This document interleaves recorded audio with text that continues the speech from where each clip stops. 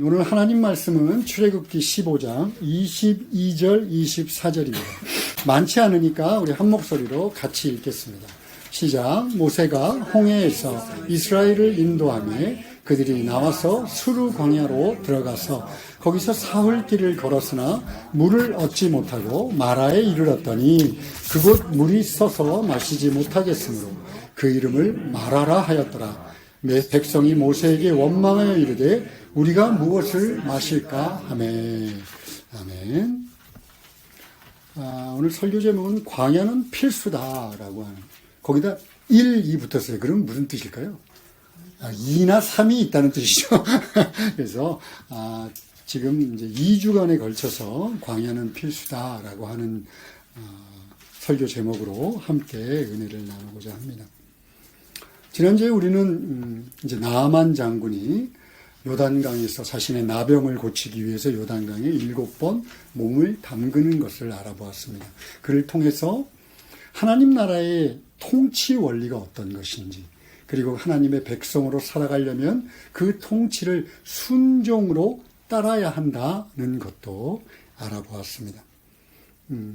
나아만이 참으로 자신을 가장하고 꾸미고 대단하게 보이고자 했던 그 교만한 모든 모습들을 내려놓고 하나님의 통치의 원리에 순종하지 않으면 절대로 하나님 나라의 백성이 될 수 없다라고 하는 것을 알아보았어요. 신학자들은 나아만 장군이 요단강에 몸을 7번 담근 것, 그것을 세례라 이야기합니다. 나중에 이제 세례 요한이 등장을 해요. 그래서 요단강에서 이스라엘 백성들을 세례를 주고 물에 담그고 너희들이 때가 가까웠다, 하나님의 나라가 가까웠다, 회개하고 하나님 나라의 백성으로 회복되라 라고 했던 것과 동일한 의미를 갖는다라고 얘기합니다. 이처럼 세례라고 하는 것은 사실은 물에 담근다라고 하는 의식, 아니면 요즘은 물을 이렇게 뿌리기도 하죠. 우리 교회는 저 태평양 가고 물을 담그지만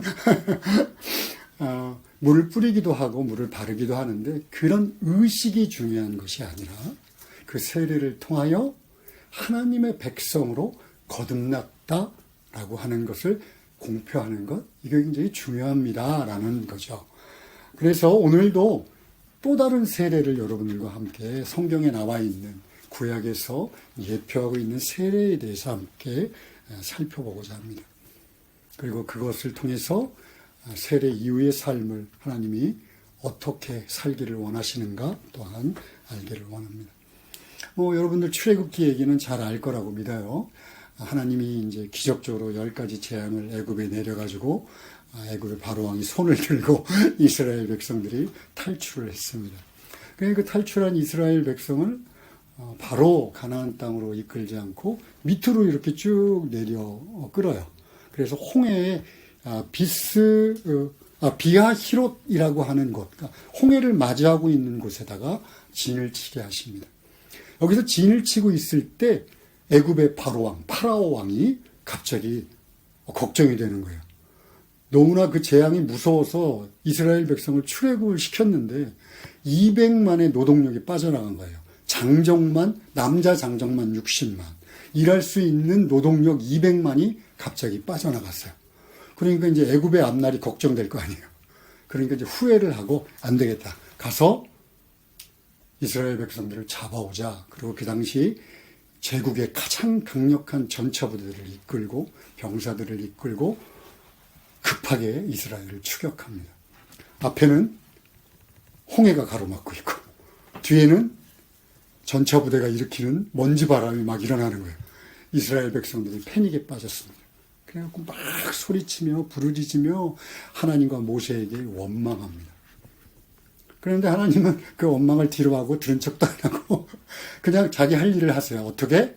홍해를 반쪽으로 쫙 갈라서 마치 마른 땅처럼 이스라엘 백성들이 그 홍해를 건너게 하시고, 그리고 뒤쫓아 들어오던 애굽의 병사들은 다 수장시켜서 죽게 합니다.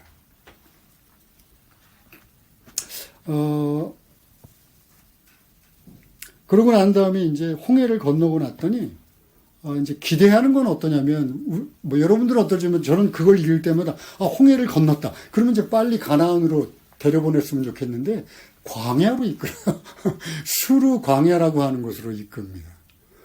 그리고 3일간 물을 안 줘요. 3일간 물 안 먹을 수도 있지. 이렇게 생각하시면 곤란해요. 여러분, 광야입니다. 낮에는 막 40몇 도까지 막 올라가요. 밤에는 영하 10몇 도까지 떨어집니다. 그곳에서 물을 먹지 못하고 3일을 견디는 거예요. 그래갖고 딱 도착을 했어요. 샘물에. 근데 마실 수가 없어요. 너무 써서. 그러니까 이스라엘 백성들이 다시 또 좀 전에 3일 전에 일어났던 일은 다 잊어버리고 하나님하고 모세한테 막 손가락질을 하면서 불평불만을 냈었습니다.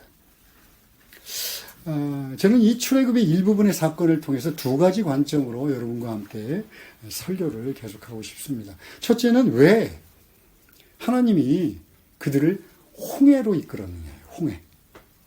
남쪽으로. 그 당시 가나안으로 갈 수 있는 최고로 빠른 길은 뭐였냐면 왕의 길이라고 하는 이렇게 지중해에 연안된 해안길이에요. 해안길. 이 해안길은 너무나 잘 정비가 되어 있어서 이 길을 통해서 가면요. 일주일이나 열흘이면 가나안 땅에 들어갈 수 있어요. 약속하신 땅에. 근데 그들을 일부러 홍해 쪽으로 이끌어서 삥삥삥 돌린 거죠. 한마디로 얘기하면. 왜 그랬을까요? 라는 겁니다. 이 왕의 길이라고 불리는 이 해안길은요. 무역이나 교통에 아주 중요한 곳이에요. 그러니까 어떻게 되겠어요? 우리나라도 중동이나 한국도 일본이 왜 침략을 했죠? 조선반도를 통해서 어디를 가려고? 중국을 가려고. 그러니까 교통의 요충지는 늘 전쟁이 일어납니다. 그래서 이 지역을 가려면 블레셋 족속이 그때 점령을 하고 있는데 이 블레셋 족속이 든든한 요새들을 쌓고 항상 가장 강력한 군대로 수비를 하고 있었어요. 그러니까 거기를 통과하려면 어떻게 해야 될까요? 블레셋 사람들이 아이고 어서 오세요 그랬을까요? 전쟁을 했겠죠. 그러면 여러분 노예의 상태에서도 한 번도 훈련을 받지 않는 이스라엘이 그것을 통과해서 전쟁을 한다? 그럼 백전백패입니다. 아무리 숫자가 많아도 장정 60만이 있어도 정예병들은 당할 수가 없습니다. 그뿐만이 아니라 성경은 이렇게 얘기합니다. 출애굽기 13장 17절인데요. 같이 읽어볼까요? 시작. 바로가 백성을 보낸 후에 블레셋 사람의 땅의 길은 가까울지라도 하나님이 그들을 그 길로 인도하지 아니하셨으니 이는 하나님이 말씀하시기를 이 백성이 전쟁을 하게 되면 마음을 돌이켜 애굽으로 돌아갈까 하셨습니다. 이스라엘 백성들이 노예의 상태에서 자기들 힘에 붙이는 어떤 대상을 만나면요. 그들의 노예 근성이 다시 발휘가 되는 거예요. 늘 수동적이었던, 남에게 핍박과 폭력을 받았던 그 삶이 다시 솟구칩니다. 그래서 하나님이 베풀었던 10가지 재앙이라든가 그 다음에 홍해를 넘었다는 건 생각도 나지 않는 거예요.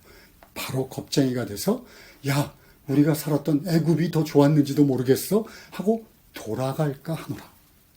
그래서 하나님께서는 그 왕의 길, 빠른 길을 택하지 않으시고 홍해 길로 인도하셨어요. 그런데 이것보다 더 중요한 이유가 하나 있습니다.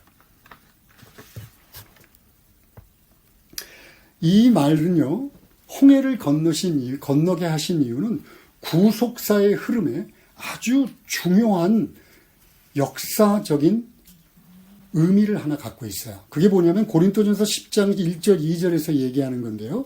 형제들아 나는 너희가 알지 못하기를 원하지 아니하노니 우리 조상들이 다 구름 아래 있고 그때는 구름 기둥 불 기둥으로 인도를 했으니까 구름 아래 있고 바다 가운데를 지났어.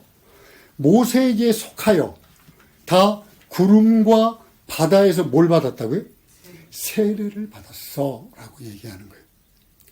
그들이 홍해를 가른 것은 세례, 아까 제가 세례의 본래의 의미가 뭐라고요? 의식행위에 있는 것이 아니라 새롭게 거듭난 존재가 되었음을 드러내는 거라고 그랬잖아요.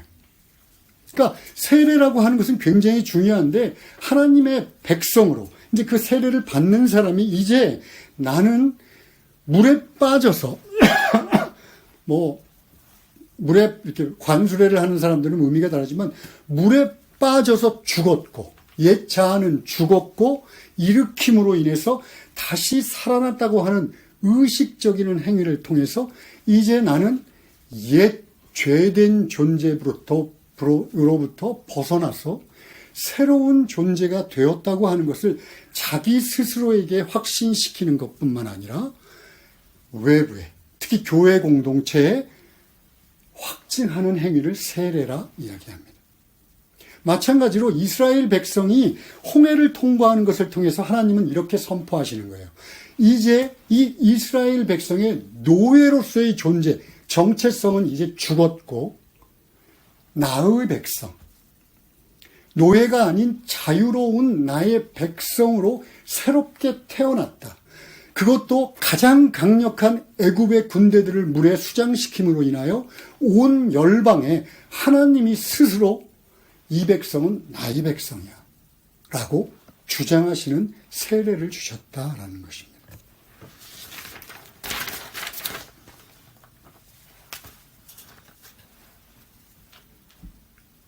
이제 여기서 두 번째 관점을 살펴봐야 합니다. 하나님이 이렇게 자기의 백성으로 딱 인치셨어요. 세상 사람들한테 까불지 마. 이스라엘은 이제 나의 보호 아래에 있는 언약의 백성이야.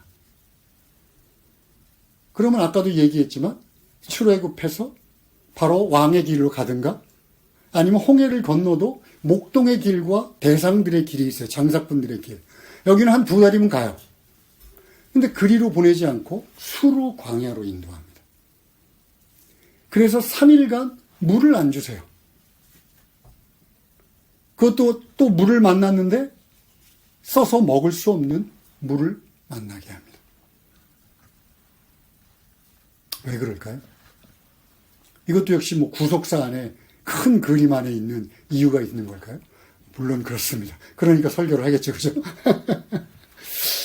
이스라엘은 이제 아까도 얘기했지만 세례를 통해서 하나님의 보호 아래에 있는 언약의 백성이라고 스스로에게도 또 세상의 열방들에게 선포가 됐어요.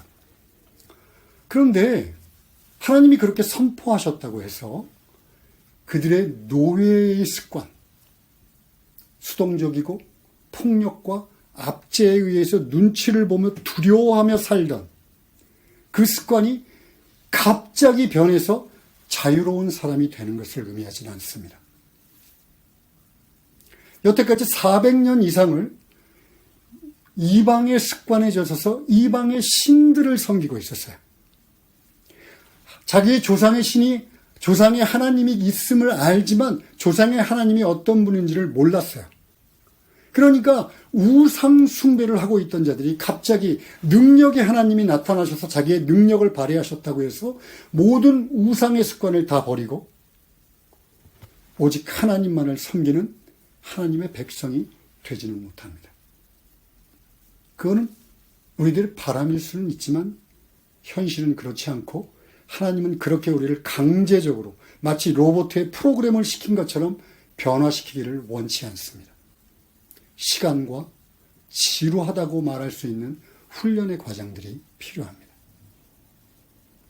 하나님은 이 훈련의 과정을 어디서 하기를 원하셨냐면 광야에서 하기를 원하십니다. 왜? 광야는 아무것도 없어요. 의지할 곳이 없습니다. 어디로 가야 할지를 알지 못합니다. 내 힘의 판단이나 내 능력이 전혀 통하지 않는 곳이 광야입니다. 하나님은 광야로 이스라엘 백성들을 이끄셔서 그곳에서 나만 봐. 나만 의지해. 내가 너를 인도하고 너를 보호하고 참으로 너에게 평안과 행복을 주는 유일한 창조주야라고 얘기하기를 원하셔요.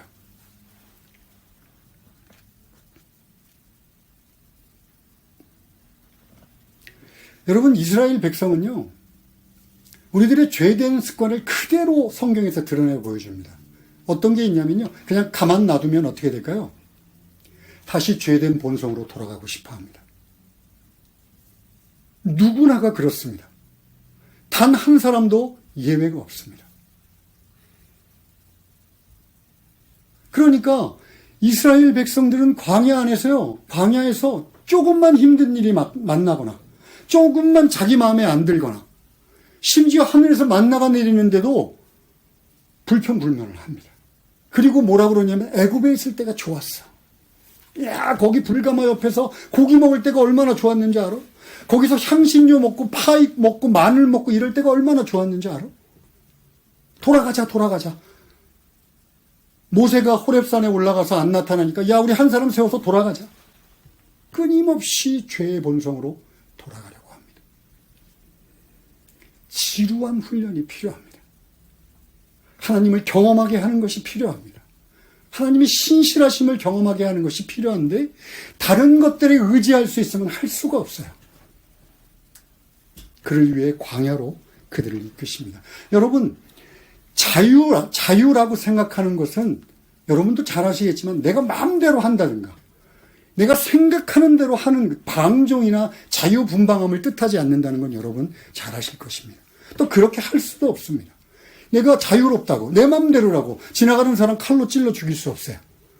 남의 것을 돈을 막 훔치거나 빼앗아 버릴 수도 없습니다. 절대적인 어떤 가치를 갖고 있기 때문에 그 자유를 제한하지 않으면 안 됩니다.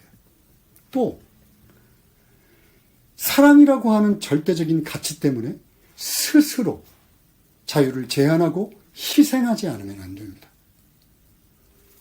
저는 어머니들이 참 위대하다고 생각해요. 아버지보다 훨씬 더 사랑이 많다 생각합니다. 어머니들이 아이들을 키우는 걸 보고 있으면 그 아이를 사랑하는 것 때문에 자기의 삶을 포기하는 것처럼 보입니다. 자유로운 삶을 포기하는 거죠. 이처럼 자유하다라고 하는 것은요, 내 마음껏 하는 게 아니야 라는 것을 우리에게 보여줍니다. 자유라고 하는 것과 노예라고 하는 것을 어떻게 구분하냐면 노예는 아까도 잠깐 얘기했지만 수동적이에요. 외부의 물리적인 힘에 의해서 움직입니다. 폭력, 이기적인 욕심들, 내가 무언가를 따르기 위해서 눈치를 보고 할 수 없이 이야 싫다 하면서 쫓아갑니다. 이것이 노예들의 근성입니다. 그런데 자유인이라고 하는 건 스스로 자신을 제한하고 스스로 희생할 줄을 알고 자발적으로 감사와 기쁨에 차서 생활을 합니다. 여러분 직장 생활 하나도 마찬가지입니다. 오늘날 여러분들 직장 노예가 없어진 게 아니에요. 직장에 묶여 있습니다. 돈 벌어먹고 살기 위해서 알 수 없이 나가서 에이씨 내가 할 수 없이 일한다. 싫어 막 일을 부득부득 갈면서 일하는 사람들이 있고 아니면 기쁨으로 감사로 주어진 여건에 자신의 시간과 노력을 희생해서 이루는 사람이 있어요. 자유라고 하는 것은 바로 이렇습니다. 그래서 성경에서는 우리에게 물어봅니다. 불행한 일이지만 인간은 스스로 독립적인 존재로 살 수 없어. 너희들은 뭔가에 속해 있어. 어떤 절대적인 가치나 절대적인 선이나 무언가에 의해 속해 있어라고 하면서 이제 너희들에게 주어진 건 단 하나야. 어떤 것을 선택할 것이다. 아담에게부터 우리에게까지 끊임없이 한 가지의 자유를 주셨는데 그게 뭐냐면 자유의지를 갖고 선택해. 이것을 성경에서는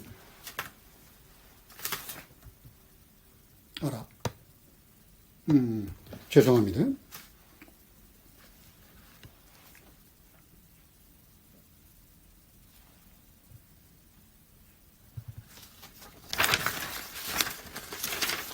거기다가 놓지를 않았네.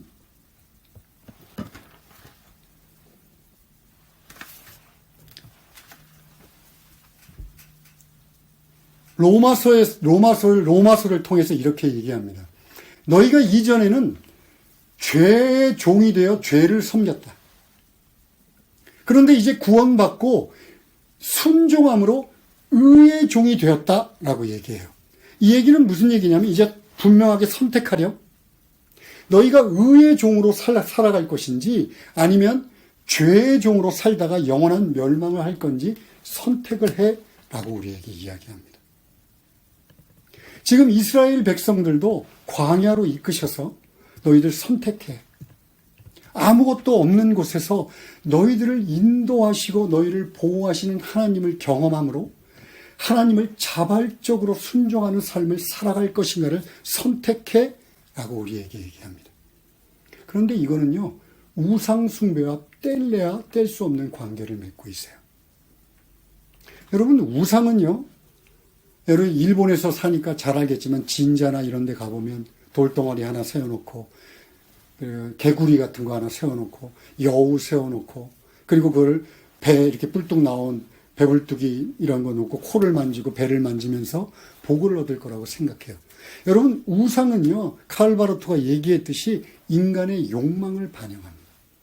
그래서 만들어내는 것에 그치지 않습니다. 그런데 그 욕망을 성취하기 위해서 불안과 두려움 속에서 살아가요. 내가 이게 없으면 어떡하지? 내가 이거를 만약 성취하지 못하면 어떡하지? 그래가지고 좋은 날, 나쁜 날을 구별해요. 점을 보러 다녀요. 나의 앞날이 어떨까요? 부적을 써서 몸에다 막 끼고 다녀요. 불안하고 두려워. 그것에 얽매여서 노예처럼 살아가요. 그 생활을 하나님께서는 원하지 않으시는 거예요.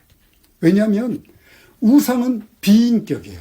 스스로 말도 하지 못하고 스스로 걸어가지도 못하고 스스로 생각하지도 못해요. 돌이며 금속에 지나지 않습니다.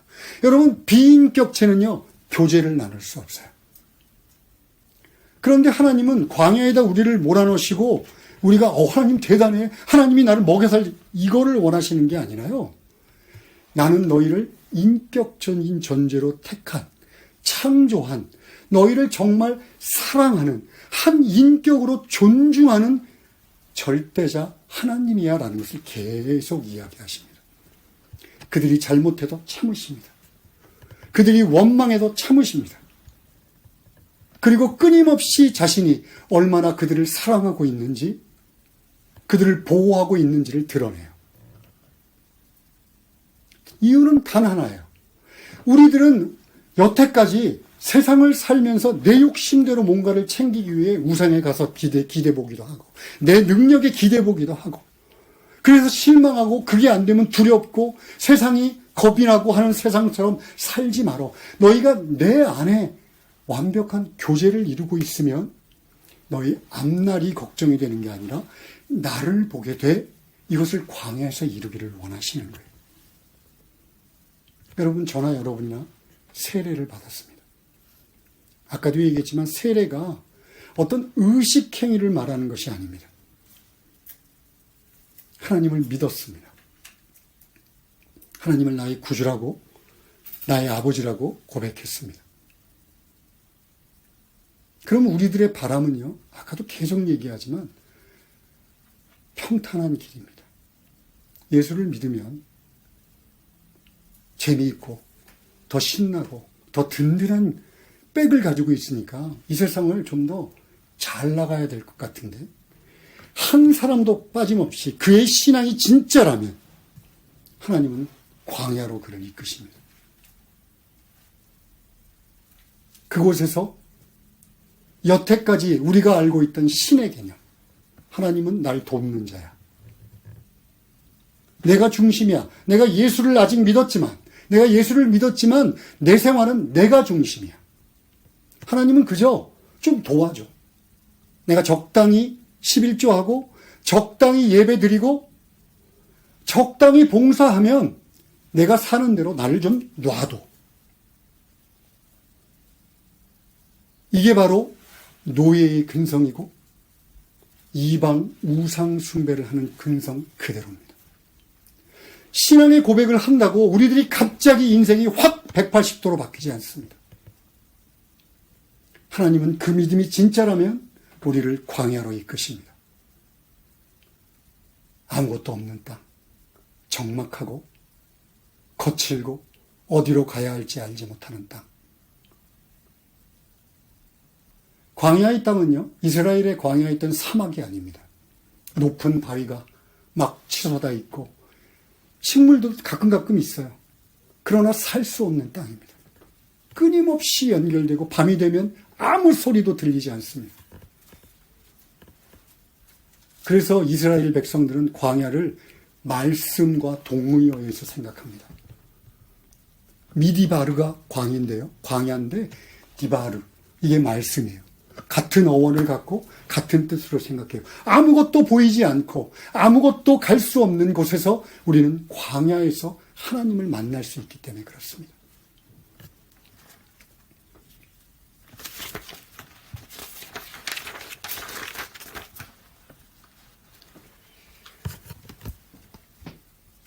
도저히 어찌해 볼 수 없는 병에 걸리기도 합니다. 가슴을 부풀게 하던 꿈들이 막 철저하게 꺾어지는 경험을 합니다. 사랑하는 사람들이 자이던 타이던 나를 떠납니다. 사람들이 손가락질을 합니다. 이유를 알 수 없어요. 빚쟁이들이 하루에도 서너 번씩 재촉을 합니다. 여태까지 그렇게 돈 쓰세요 하던 은행들이 돈을 안 갚는다고 난리를 칩니다. 압류를 하겠다고 합니다. 하루에 17시간, 18시간 일을 해도 전혀 개선될 것 같지 않습니다. 가족들은 뿔뿔이 흩어지고 삶은 전쟁 같은 삶밖에 남지 않았습니다. 건강은 상하고 이제 육신을 갖고 뭐 할 수 있는 것들도 그렇게 만만치 않습니다.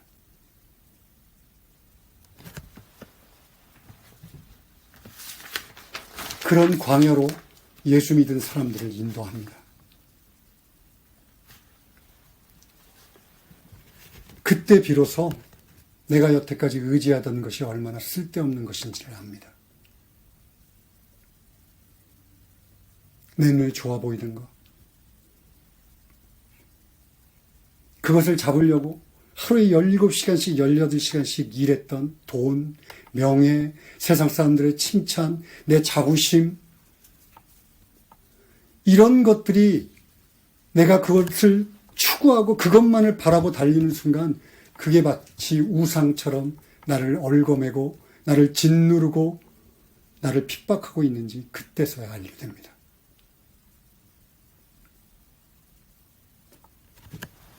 그렇게 하나님을 깨달으면요, 여전히 나를 기다리고 계시는 하나님이 보입니다. 하나님 없이 살겠다고. 그러니까 아직 그 하나님 없어도 뭐 내가 내 힘으로 잘 살 수 있는데 뭐. 아니 어쩌면 하나님을 믿는다고 말하면서도 하나님은 그저 요술램프 지니처럼 나를 도와주는 존재였으면 좋겠어 라고 건방을 떨던 그 삶이 완전히 무너지고 나면 그때야 비로소 하나님이 여전히 자신을 기다리고 계시다는 것이 보입니다. 이게 광야에서 이루어지는 겁니다. 그렇게 믿음에서는 광야는 필수입니다.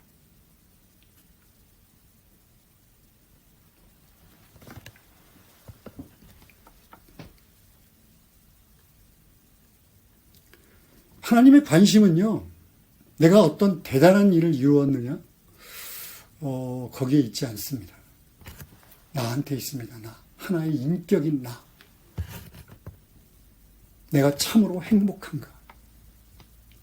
내가 참으로 창조의 목적대로 살고 있는가?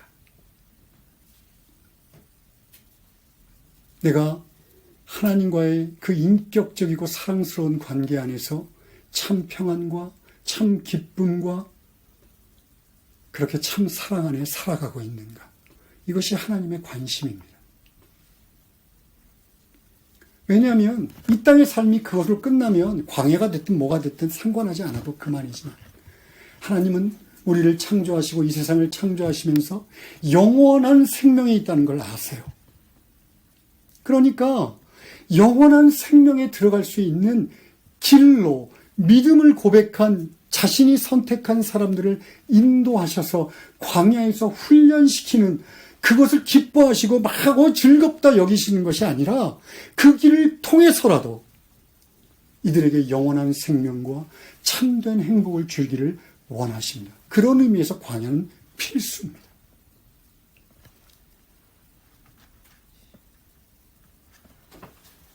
늘 광야를 가면 하나님이 광야에서 하나님이 보호하시면 흔들리지 않는다 이 얘기를 하는 게 아니에요. 제가 늘 얘기합니다. 제가 신앙생활을 흔들리며 하는 사람이기 때문에 흔들릴 수 있습니다.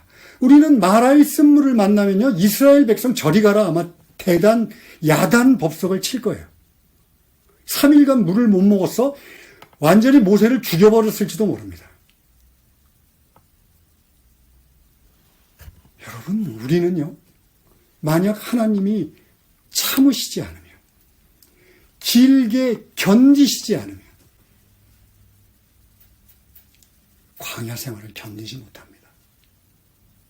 그런데 하나님이 길이 참으시고 또 인내하시고 또 오래 참으시고 우리에게 마라의 쓴물을 말도 안 되는 막대기를 던져서 단물로 바뀌시고 바로 10km 떨어져 있는 엘림이라고 하는 너무나 놀라운 오아시스로 인도하시고 그래서 또 우리를 위로하시고 그렇게 광야의 길을 인도하시지 않는다면 우리 한 사람 한 사람은 광야에 주저앉고 포기하고 돌아갈 것입니다.